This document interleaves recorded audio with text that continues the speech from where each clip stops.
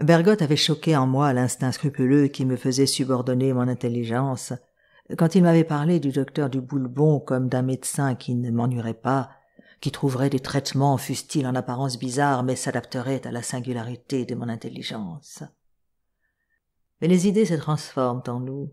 Elles triomphent des résistances que nous leur opposions d'abord et se nourrissent de riches réserves intellectuelles toutes prêtes que nous ne savions pas faites pour elles.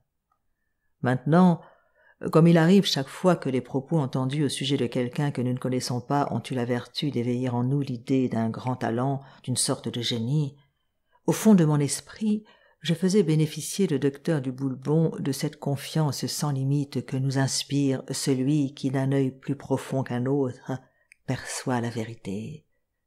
Je savais certes qu'il était plutôt un spécialiste des maladies nerveuses, celui à qui Charcot, avant de mourir, avait prédit qu'il régnerait sur la neurologie et la psychiatrie.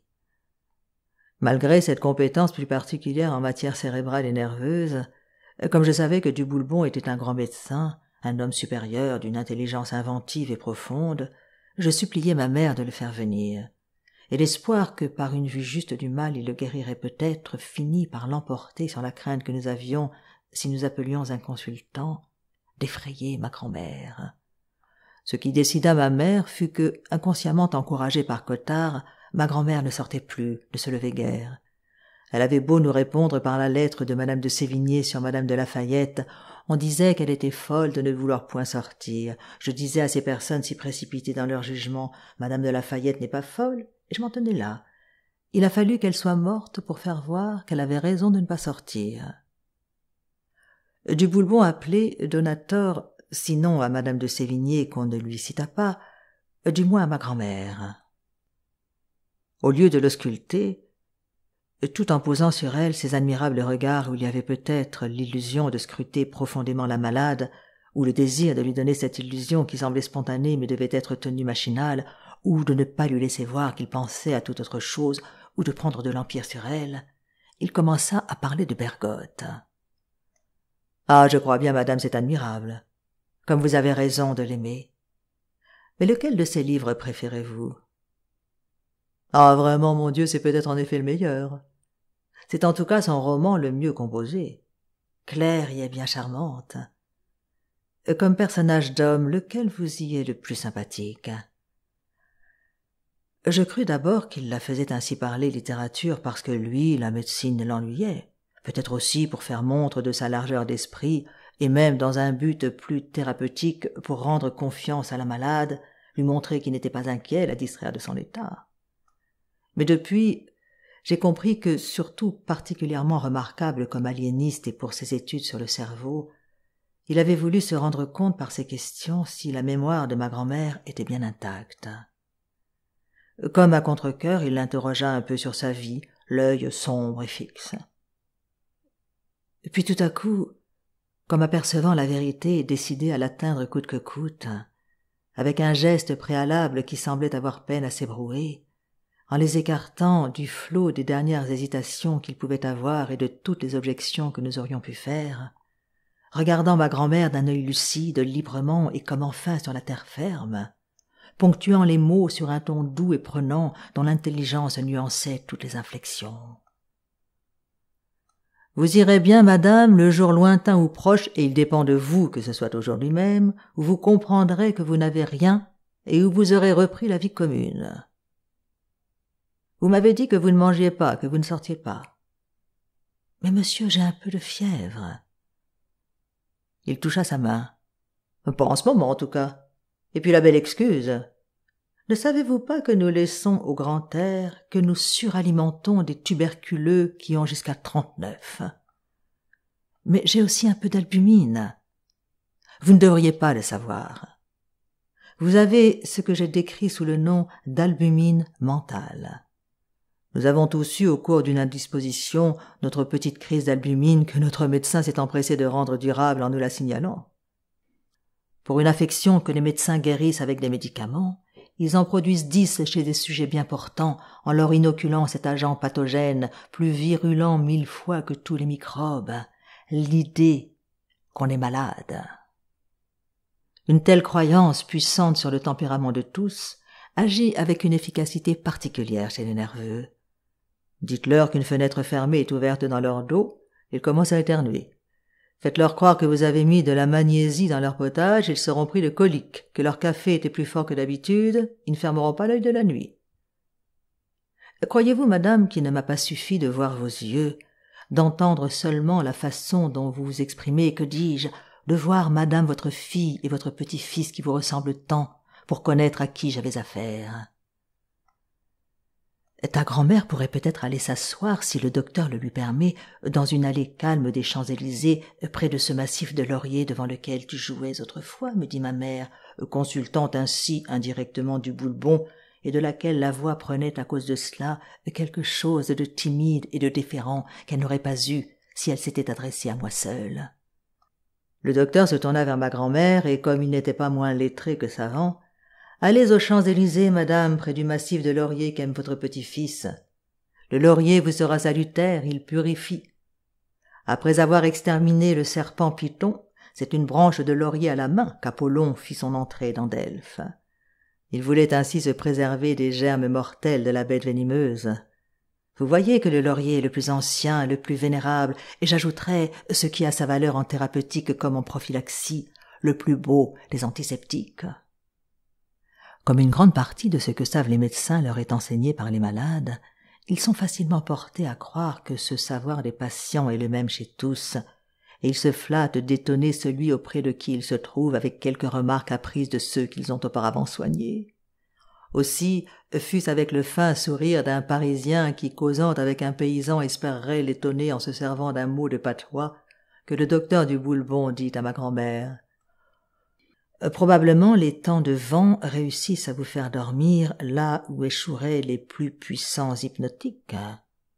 Au contraire, monsieur, le vent m'empêche absolument de dormir. Mais les médecins sont susceptibles, murmura du Boulbon en fronçant les sourcils, comme si on lui avait marché sur le pied et si les insomnies de ma grand-mère par les nuits de tempête étaient pour lui une injure personnelle. Il n'avait pas tout de même trop d'amour-propre et, comme en tant qu'esprit supérieur il croyait de son devoir de ne pas ajouter foi à la médecine, il reprit vite sa sérénité philosophique.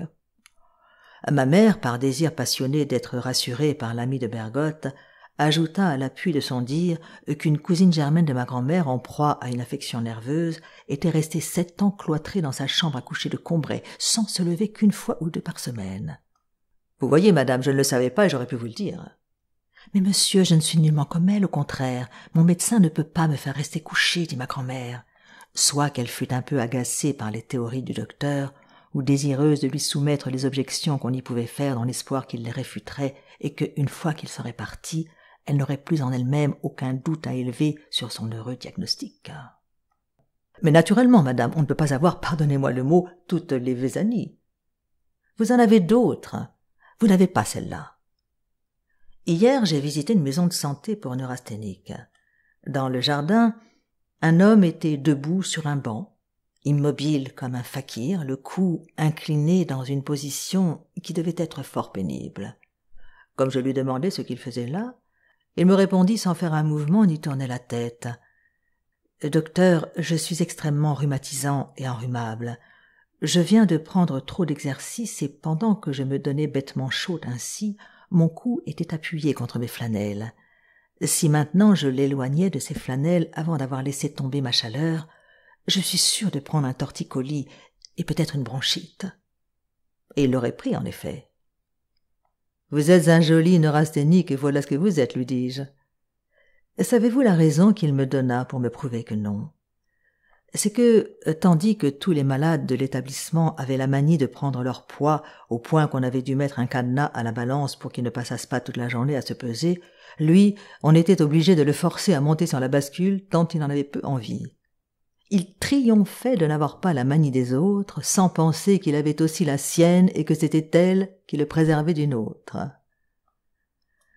Ne soyez pas blessée de la comparaison, madame, car cet homme qui n'osait pas tourner le cou de peur de s'enrhumer est le plus grand poète de notre temps.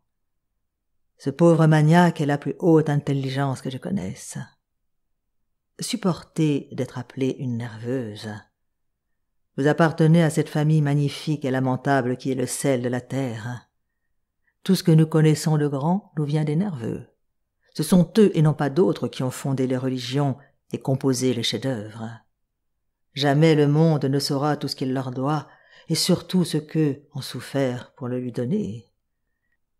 Nous goûtons les fines musiques, les beaux tableaux, mille délicatesses, mais nous ne savons pas ce qu'elles ont coûté à ceux qui les inventèrent d'insomnie, de pleurs, de rires spasmodiques, d'urticaire, d'asthme, d'épilepsie, d'une angoisse de mourir qui est pire que tout cela, et que vous connaissez peut-être, madame, car avouez-le, quand je suis venu, vous n'étiez pas très rassurée. Vous vous croyiez malade, dangereusement malade peut-être. Dieu sait de quelle affection vous croyiez découvrir en vous les symptômes. Et vous ne vous trompiez pas, vous les aviez. Le nervosisme est un pasticheur de génie.